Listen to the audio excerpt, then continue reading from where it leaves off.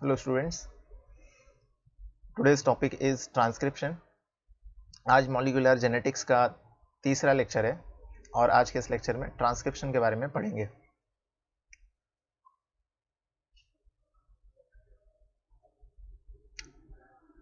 Now transcription, as we have already discussed about central dogma of life means formation of RNA from DNA and formation of protein from RNA.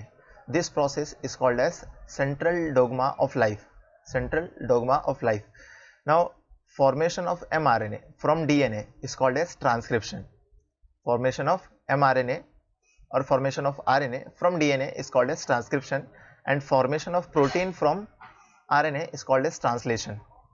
Now you can see that transcription having one word script, in between there is a word script, so it forms a script, means RNA is one type of script. कौन सा script है ये? It is a script of protein. इसमें वो सारी story लिखी है कि कैसे एक प्रोटीन बनाना है. जैसे कि आपको पता है एक मूवीज़ बनाने के लिए, जैसे कि आपको पता है किसी भी मूवी को बनाने के लिए पहले स्क्रिप्ट लिखा जाता है और फिर स्क्रिप्ट के अकॉर्डिंग मूवी बनाई जाती है. बिल्कुल उसी तरह से यहाँ पर प्रोटीन को कैसे बनाना है, उसमें कौन से अमीनो एसिड होंगे, अमीनो एसिड्स का ऑर्डर क्या होगा, किस अमीनो एसिड के बाद कौन सा अमीनो एसिड आएगा, ये सारी चीज़ें लिखी हुई है mRNA पर. So mRNA is the script of protein, है ना. तो ट्रांसक्रिप्शन का मतलब क्या हुआ? Formation of a script. किसका script? Formation of a script of protein. एक प्रोटीन का स्क्रिप्ट बनाने का जो प्रोसेस है, यानी कि RNA बनने का जो प्रोसेस है, उसे कहते हैं ट्रांसक्रिप्शन.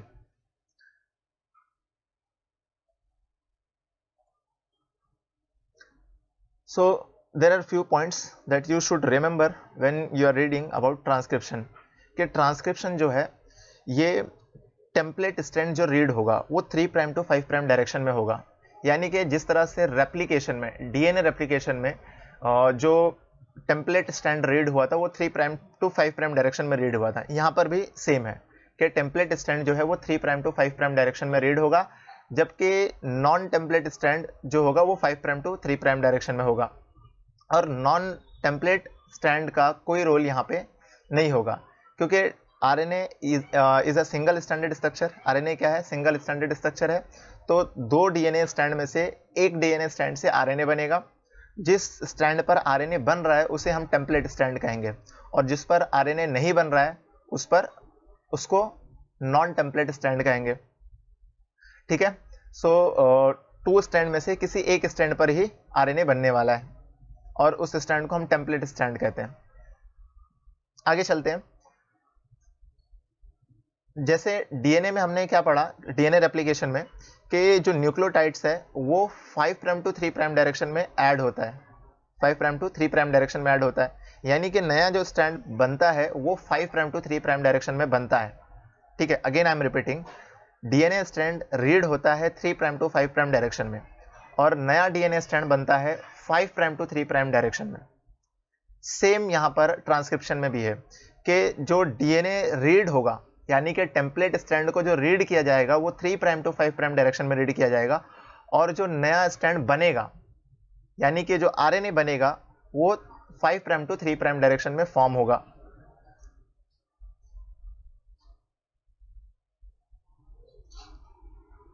सो जो एक जीन जिसका ट्रांसक्रिप्शन होना है, यानी कि जिसके ट्रांसक्रिप्शन के बाद एक प्रोटीन बनना है, जिसका ट्रांसक्रिप्शन होना है, उसमें कुछ कंपोनेंट होते हैं. जैसे कि उसमें प्रेजेंट होता है प्रोमोटर, उसमें प्रेजेंट होता है RNA कोडिंग सीक्वेंस, और लास्ट में प्रेजेंट होता है टर्मिनेटर.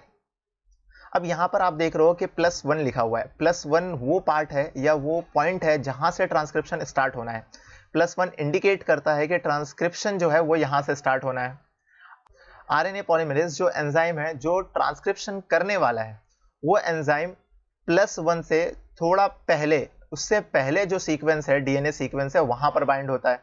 यानी कि ये जो पर्टिकुलर सीक्वेंस है इसे हम कहते हैं प्रोमोटर. और प्रोमोटर क्या करता है? Promoter provide binding site to the RNA polymerase. RNA polymerase जो ट्रांसक्रिप्शन प्रोसेस करने वाला है उसको बाइंडिंग साइट प्रोवाइड करने का काम है प्रोमोटर, यानी कि आरएनए पॉलीमरेज बाइंड होगा प्रोमोटर पर और फिर उसके बाद +1 से स्टार्ट करेगा आरएनए बनाना, और फिर जब टर्मिनेटर पर आरएनए पॉलीमरेज पहुंचेगा तो प्रोसेस टर्मिनेट हो जाएगा, प्रोसेस रुक जाएगा। यानी कि ट्रांसक्रिप्शन स्टार्ट हुआ +1 से और स्टॉप हुआ टर्मिनेटर पर।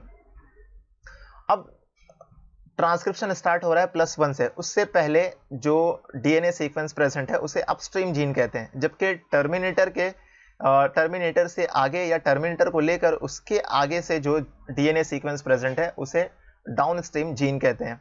यानी कि आरएनए कोडिंग सीक्वेंस के एक तरफ अपस्ट्रीम जीन है और दूसरी तरफ डाउनस्ट्रीम जीन है। इसके अलावा जो प्रोसेस ऑफ ट्रांसक्रिप्शन है, the process of transcription also divided into 3 parts, initiation, elongation, termination. ठीक है, सो आरएनए पॉलीमरेज प्रोमोटर पर बाइंड होगा, उस प्रोसेस को हम इनिशिएशन कहते हैं। देन इलोंगेशन में आरएनए बनेगा और टर्मिनेशन में प्रोसेस रुक जाएगा। So the process of transcription require DNA dependent RNA polymerase. DNA dependent क्यों? क्योंकि डीएनए से बन रहा है और आरएनए बन रहा है, इसलिए RNA polymerase. So same way में हम कह सकते हैं कि रेप्लिकेशन में जो एंजाइम लगा था वो डीएनए डिपेंडेंट डीएनए पॉलीमरेज था, क्योंकि डीएनए से डीएनए बना था। ठीक है, इसके अलावा 4 टाइप्स के न्यूक्लियोटाइड चाहिए और मैग्नीशियम आयन यानी कि Mg2+ ये कोफैक्टर चाहिए, है ना। As we know there are some enzymes या there are various enzyme which require cofactor for their proper functioning. इसके अलावा जो आरएनए बनेगा, इलोंगेट होगा, वो 3 प्राइम डायरेक्शन में यानी 3 prime to 5 prime 3 prime end पर होगा।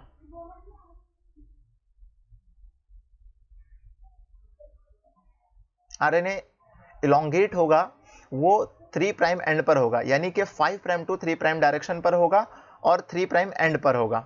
ठीक है, RNA extension occur in 5 prime to 3 prime direction, does not require primer to initiate synthesis. यहाँ पर आरएनए प्राइमर जैसा कोई चीज नहीं है। और इसके अलावा the growing end of the new RNA strand base pair temporarily with DNA template to form a short hybrid, यानी कि डीएनए से आरएनए जब बनेगा तो कुछ न्यूक्लियोटाइड एक दूसरे से ज्वाइन होते हैं और डीएनए आरएनए हाइब्रिड फॉर्म करते हैं। आगे के डायग्राम्स में देखेंगे हम। So this slide is about binding and initiation of transcription. +1, ये जैसे कि मैंने बताया +1 से ट्रांसक्रिप्शन स्टार्ट होना है, उससे -10 बेस पेयर पहले एक स्पेसिफिक डीएनए सीक्वेंस प्रेजेंट है और -35 यानी कि +1 से पहले 35 न्यूक्लियोटाइड पहले एक स्पेसिफिक सीक्वेंस प्रेजेंट है। ये सीक्वेंस हेल्प करता है प्रोमोटर आइडेंटिफिकेशन में, यानी कि आरएनए पॉलीमरेज इस सीक्वेंस को आइडेंटिफाई करता है और इस पर बाइंड होता है और -10 पर बाइंड होगा, यहां से डीएनए स्ट्रैंड्स को सेपरेट करेगा और फिर +1 से न्यूक्लियोटाइड्स ऐड करके आगे आरएनए फॉर्म करेगा।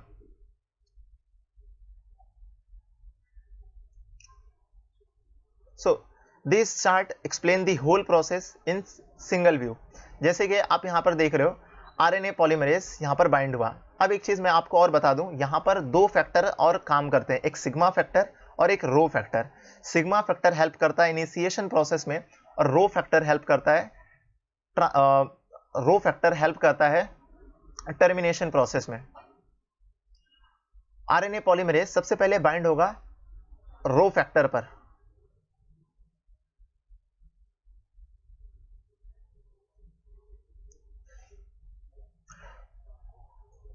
This slide shows the complete process in a single view.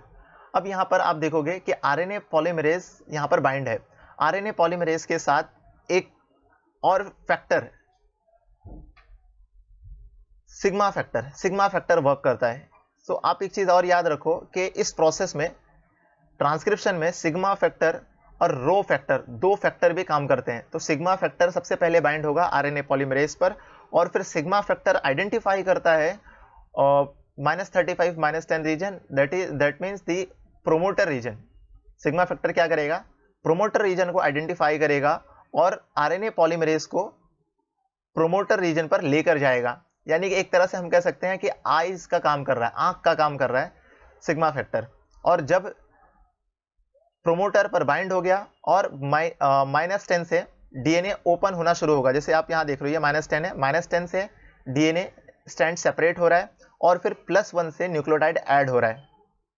और जब कुछ न्यूक्लियोटाइड ऐड कर लिया जाएगा, आफ्टर एडिंग फ्यू न्यूक्लियोटाइड्स, जो सिग्मा फैक्टर है उसको रिलीज कर दिया जाता है। यानी कि सिग्मा फैक्टर इनिशिएशन में हेल्प किया और इलोंगेशन में सिग्मा फैक्टर रिलीज हो जाएगा और आरएनए पॉलीमरेज बाकी का पूरा प्रोसेस यानी कि रेप्लिकेशन का जो इलोंगेशन प्रोसेस है वो कंप्लीट करेगा।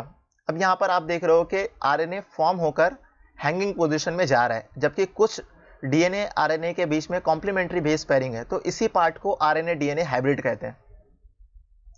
ठीक है, अब आगे देखते हैं। अब जैसे जैसे इलोंगेशन प्रोसीड होगा, आरएनए का लेंथ इंक्रीज होता जाएगा और जब ये enzyme RNA polymerase termination step पे पहुंचेगा तो प्रोसेस रुक जाएगा। प्रोसेस स्टॉप होने के भी दो तरीके हैं, एक है रो डिपेंडेंट टर्मिनेशन और एक है रो इंडिपेंडेंट टर्मिनेशन। देखते हैं। दो टाइप का टर्मिनेशन है, रो independent termination, row dependent termination.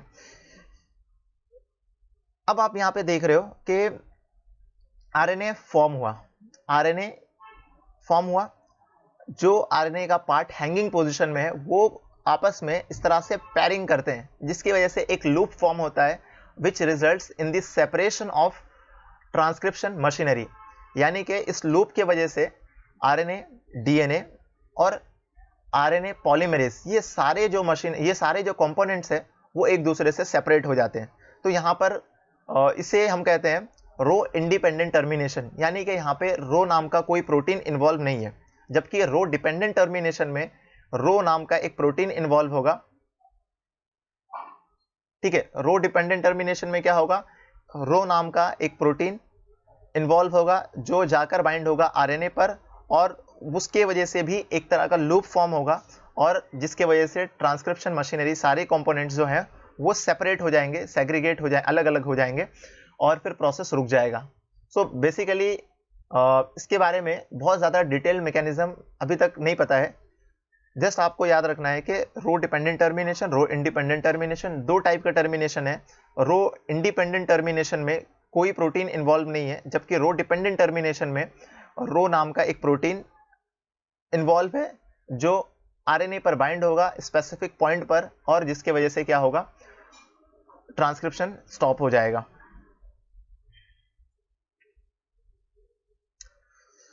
So as we know, transcription takes place in nucleus of eukaryotic cell and in cytoplasm of prokaryotic cell.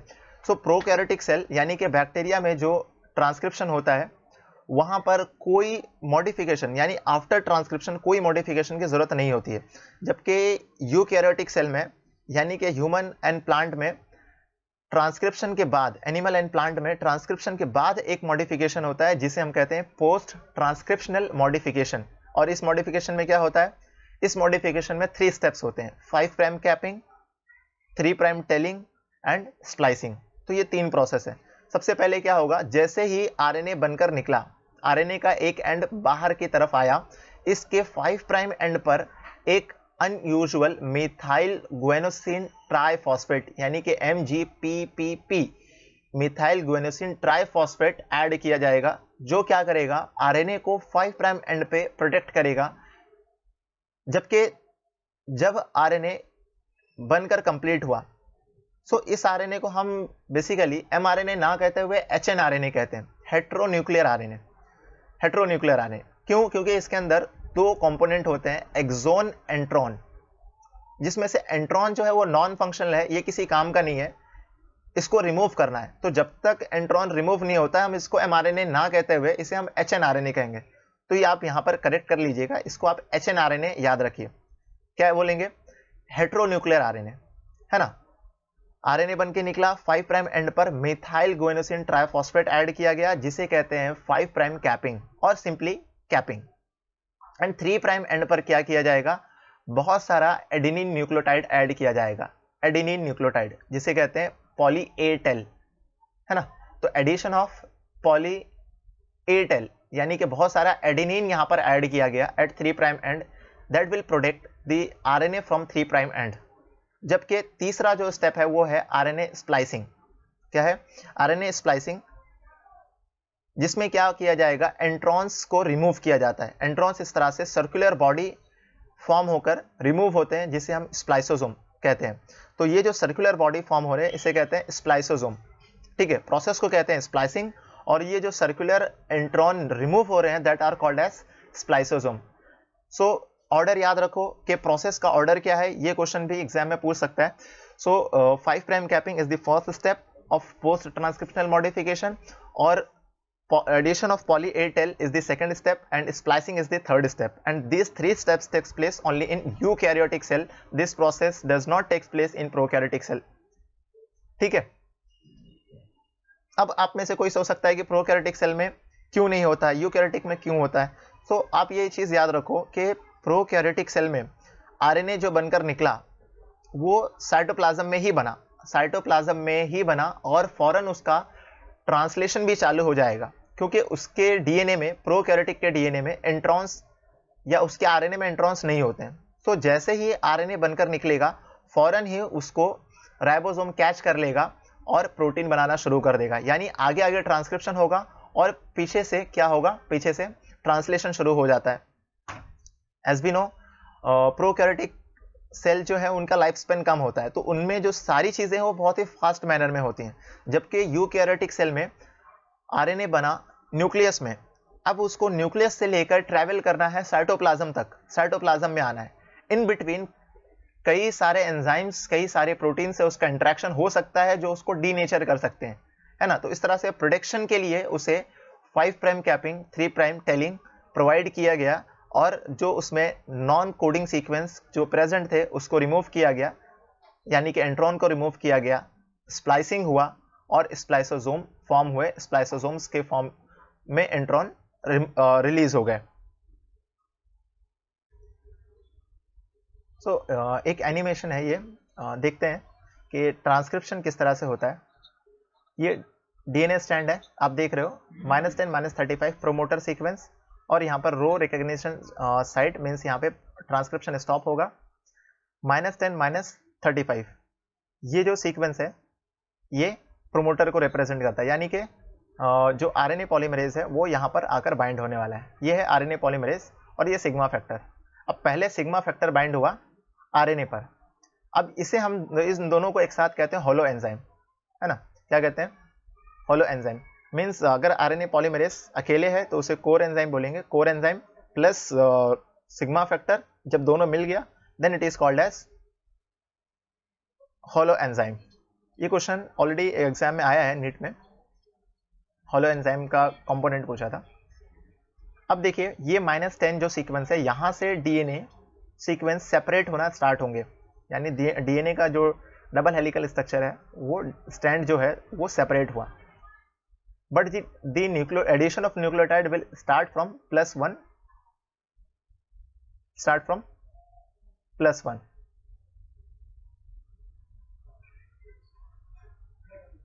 सो यहाँ पे +1, यहाँ से +1 से न्यूक्लियोटाइड ऐड होना स्टार्ट होगा और वो मूव होगा आगे, इस तरह से मूव होता जाएगा, और जब कुछ न्यूक्लियोटाइड ऐड हो जाएंगे तो सिग्मा फैक्टर रिलीज हो जाता है। जैसे आपने देखा सिग्मा फैक्टर क्या होगा, रिलीज हो गया after adding few nucleotides of RNA.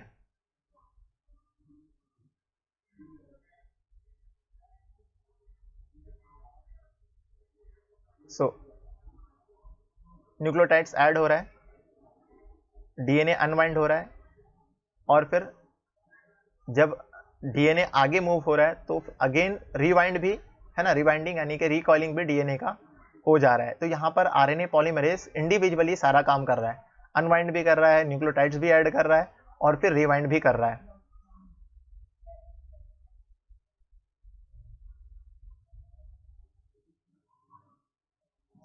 यहाँ पे आप देख सकते हो आरएनए डीएनए हाइब्रिड, यहाँ पे फ्यू न्यूक्लियोटाइड्स जो है आरएनए डीएनए का कॉम्प्लीमेंट्री बेस पेयरिंग शो कर रहा है, जिसे हम क्या कहते हैं, आरएनए डीएनए हाइब्रिड कहते हैं।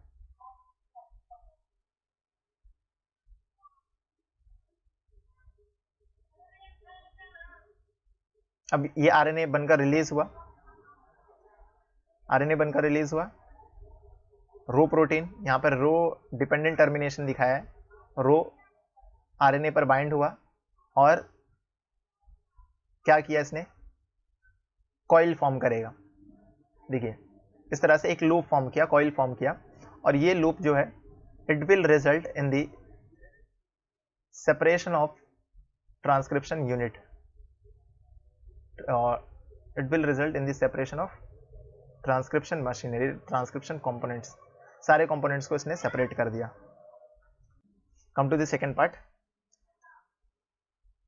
Question number 1, select the correct option, direction of RNA and direction of reading of synthesis of template DNA strand. यानी कि यहाँ पे आपको आइडेंटिफाई करना है आरएनए सिंथेसिस का direction and DNA template DNA का डायरेक्शन। तो ऑलरेडी मैंने डिस्कस किया कि RNA synthesize only in one direction, that is the 5 prime to 3 prime direction, और 5 prime to 3 prime direction RNA को फॉर्म करने के लिए जो डीएनए टेम्पलेट रीड होगा that will be 3 prime to 5 prime direction. So first RNA is given, RNA पहले दिया हुआ है, सो आरएनए का डायरेक्शन 5 प्राइम टू 3 प्राइम होगा, जबकि डीएनए का जो डायरेक्शन होगा वो 3 प्राइम टू 5 प्राइम होगा। Second question, which one of the following is not a part of transcription unit in DNA? As we know, a transcription unit consists of a terminator, promoter and a structural gene. First is promoter, then a structural gene, then terminator. So inducer is not a part of transcription unit. Question number 3, removal of intron and joining of exon is in a defined order during transcription is called. Removal of intron is called as, option is given, looping, inducing, slicing and splicing. So answer will be splicing. Question number 4, exon part of mRNA have code 4. As we know, exon is the coding sequence of mRNA, and mRNA is the script of protein. We have already discussed mRNA is the script of protein. So answer will be protein. Question number 5, types of RNA polymerase required in nucleus for RNA synthesis.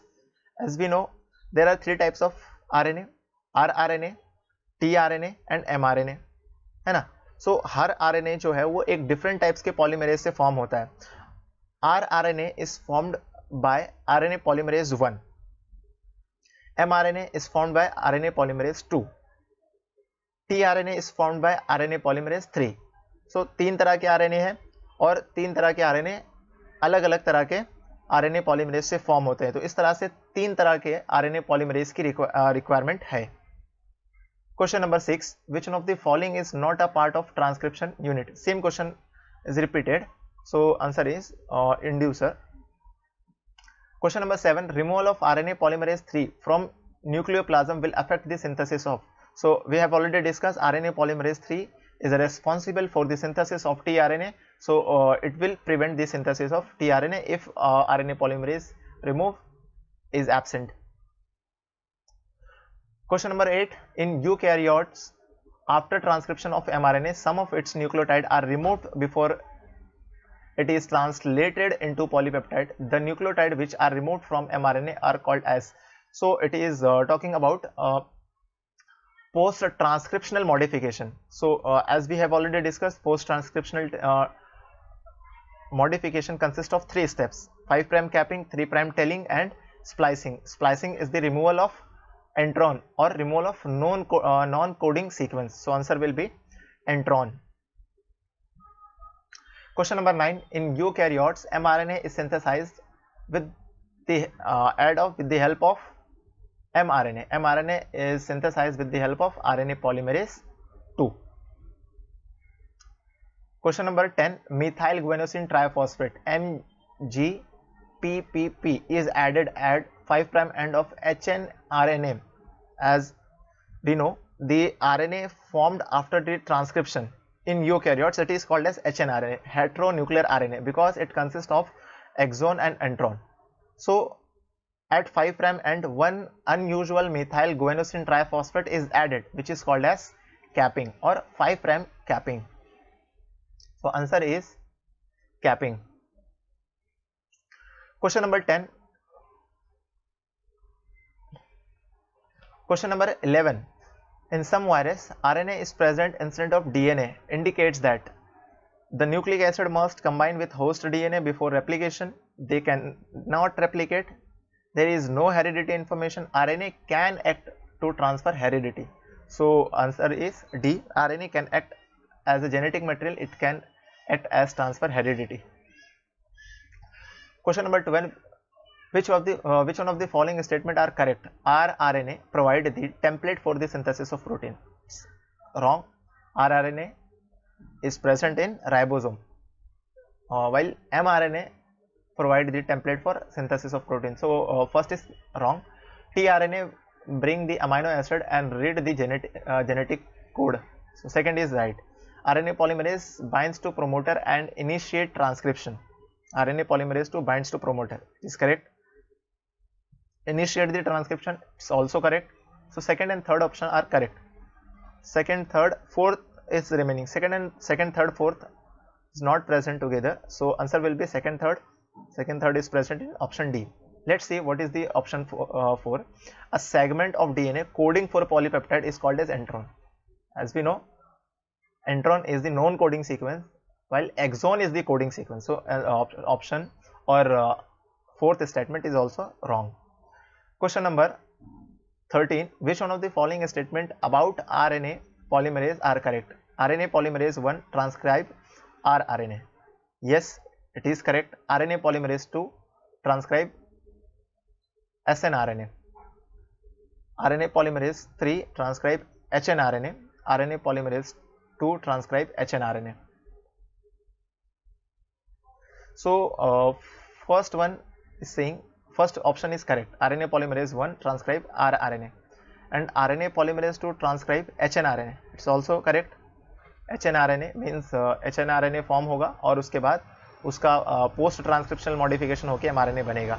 So option 1 and option 4 are correct. 1 and 4, D option is right.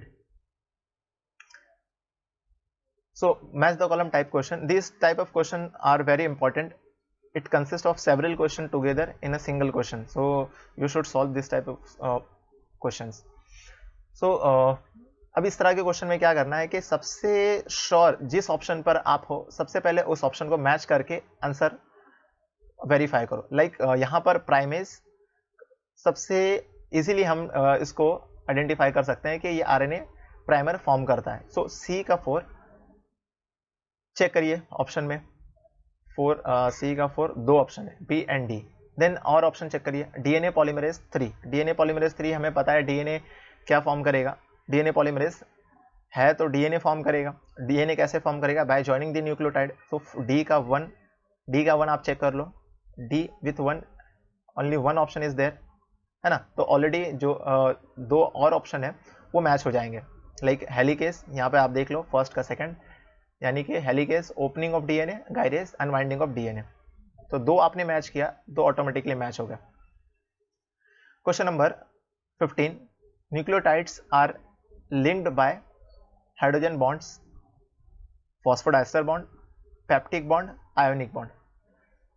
So if we will consider single stranded DNA और RNA, एक nucleotide दूसरे nucleotide से 3 prime 5 prime के बीच में bonding होती है. यानी एक न्यूक्लियोटाइड का जो तीसरे कार्बन पे हाइड्रोक्सिल ग्रुप है वहां से बॉन्डिंग होगा दूसरे न्यूक्लियोटाइड के 5वें कार्बन पे जो फॉस्फेट ग्रुप है. तो फॉस्फेट ग्रुप यहाँ पे इन्वॉल्व होता है बॉन्डिंग में बिटवीन 2 न्यूक्लियोटाइड. तो बॉन्ड क्या होगा? Phosphodiester bond. जबकि हाइड्रोजन बॉन्ड कहाँ पे होगा? हाइड्रोजन बॉन्ड 2 न्यूक्लियोटाइड 2 स्ट्रैंड है. 2 स्ट्रैंड एक दूसरे से जो बॉन्डिंग करते हैं, एक दूसरे से जो कॉम्प्लीमेंट्री बेस पैरिंग का बेसिस का जो पैरिंग होता है वहां पर हाइड्रोजन बॉन्ड इन्वॉल्व होता है. ठीक है. So thank you, thanks for watching.